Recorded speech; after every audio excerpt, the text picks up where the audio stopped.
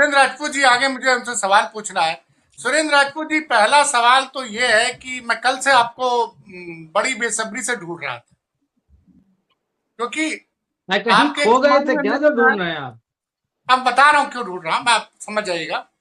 एक भभुआ के रहने वाले हैं, बनारस में पढ़े लिखे हैं, भोजपुरी गायक थे, पहले समाजवादी पार्टी से 2009 में चुनाव लड़े योगी जी के खिलाफ। उन्होंने एक इंटरव्यू में दावा कर दिया कि राहुल गांधी जी देशद्रोही हैं, उनके पास पर्याप्त सबूत है।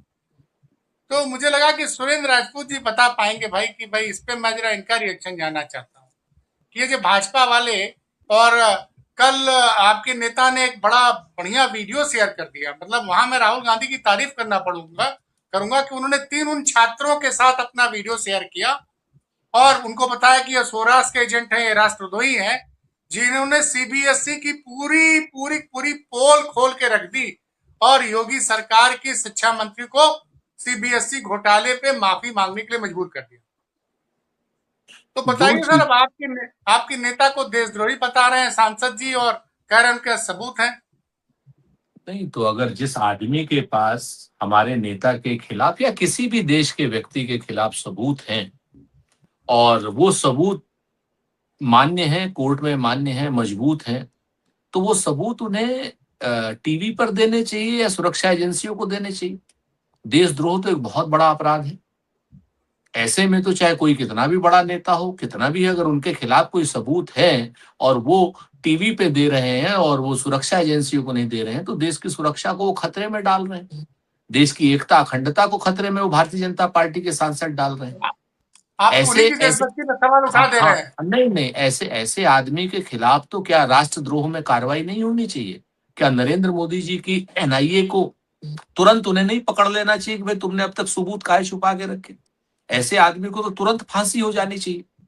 जो आदमी देशद्रोही सबूत को अपने क्या नाम पास रख करके बैठे, उससे बड़ा नीच, उससे बड़ा निर्लज्ज, उससे बड़ा कमीना इस देश में, उससे बड़ा गद्दार इस देश में होगा क्या कोई? आप हमें बताओ। जिस आदमी के पास सबूत हैं और सबूतों को छुपाए हुए, तो देशद्रोह का इतना बड़ा काम कर रहा है। वो तो पाकिस्तान का से भी ज्यादा गलत काम कर रहा है। वो तो आतंकवादियों से भी ज्यादा गलत, पूरे देश की सुरक्षा व्यवस्था को वो गरम वो उस पे ला रहा है।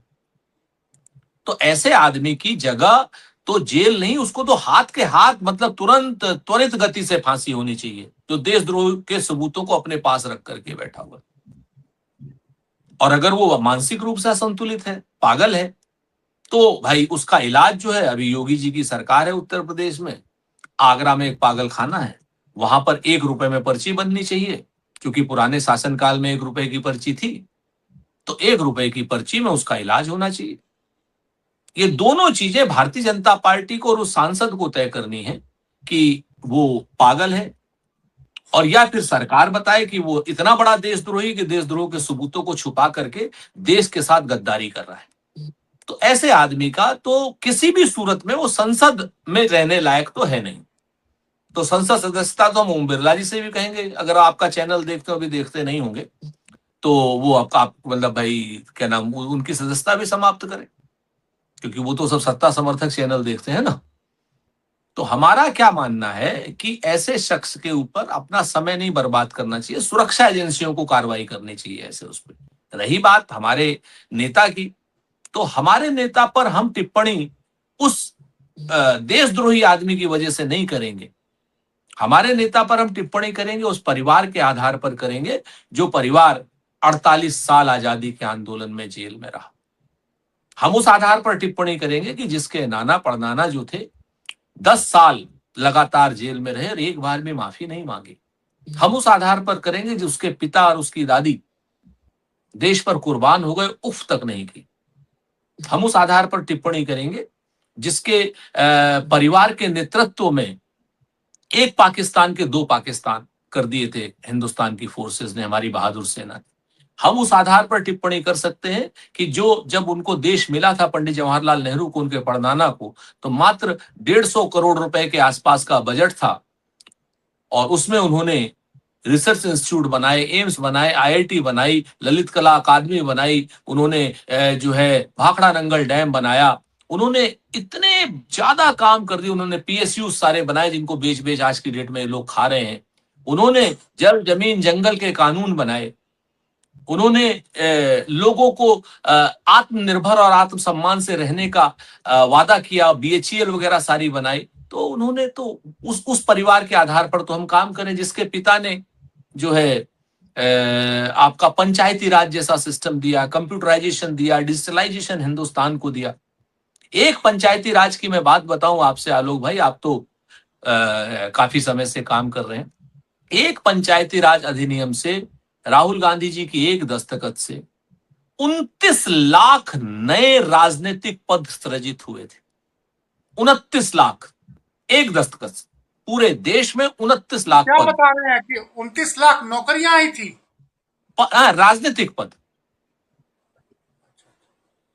29 लाख राजनीतिक पद। पहले राजनीतिक पद क्या थे? MP MLA. उसके बाद कौन कौन से राजनीतिक पद हुए? आपका क्या नाम, ब्लॉक अध्यक्ष हैं, जिला पंचायत अध्यक्ष हैं, ऐसे वो है अपना, जितने भी वो है ग्राम प्रधान 29 है, लाख। बीडीसी है, जिला नहीं पंचायत नहीं, ग्राम सदस्य प्रधान, है। ग्राम प्रधान तो पहले से थे। अच्छा, उसके अलावा? बीडीसी, हाँ बीडीसी, बीडीओ, ग्राम प्रधान पहले से थे। ग्राम प्रधान की बात नहीं, ग्राम प्रधान तो पहले से थे। हम्म। लेकिन 29 लाख नए पद पैदा हुए थे राजनीतिक लोगों के उसके लिए। और आज की डेट में हमारा राजनीतिक जो सीना उठा करके चल रहा है वो सिर्फ एक उसका बड़ा कारण है हमारा पंचायती राज सिस्टम। तो हम तो उस देशभक्त परिवार के हैं। तो ये सब लोग जो बातें करते हैं तो अब या तो ये देशद्रोही हैं, ये सबूत नहीं दे रहे हैं, तो इनके खिलाफ तो मुकदमा करके तुरंत फांसी दे देनी चाहिए मनोज तिवारी टाइप के लोगों के खिलाफ। और नहीं तो फिर आगरा के पागल खाने में कायदे से इलाज होना चाहिए। ऐसा इलाज होना चाहिए जैसे एक बार मनोज ने इलाज करने की कोशिश करी थी गौरव भाटिया की। तो भाई मनोज के साथ, मनोज जी ने तो इलाज करने की कोशिश की थी, मनोज जी के साथ क्या हुआ? नहीं, अब वो क्या हुआ, देखिए देखिए, मनोज भी डरने देखिए वाला नहीं है ना। सुरेंद्र जी, आप बात एक समझिए, बात ये हमारे तो सब सहयोगी चलता है। हमारे ये तो सब चलता रहेगा। ये तो आतताइयों की सरकार है। ये जो करेगी, हम सब लोग कानून को मानने वाले, संविधान को मानने वाले लोग हैं। हम जल्दी जल्दी इनसे विचलित नहीं होने वाले। नहीं, जैसे हमारे सहयोगी राज कपूर बार बार कहते हैं कि भैया वो जिस प्रवक्ता ने सुरेंद्र राजपूत जी की मां का अपमान किया उस पर आज तक कोई कार्रवाई नहीं हुई, फिर उसने किसी के खिलाफ अपशब्द बोल दिया। हमें तो उम्मीद है ही नहीं ना। भारतीय जनता पार्टी की नीति, नियम, नैतिकता और संस्कार है वो, जो अपनी माँ को, अपनी पत्नी को, अपनी बहन को नहीं वो क्या नाम बख्शते हैं। बाकी किसी को क्या करेंगे? इनके यहाँ राघव राम जी बहुत हैं, तो काहे को उनसे उम्मीद ही क्यों करना।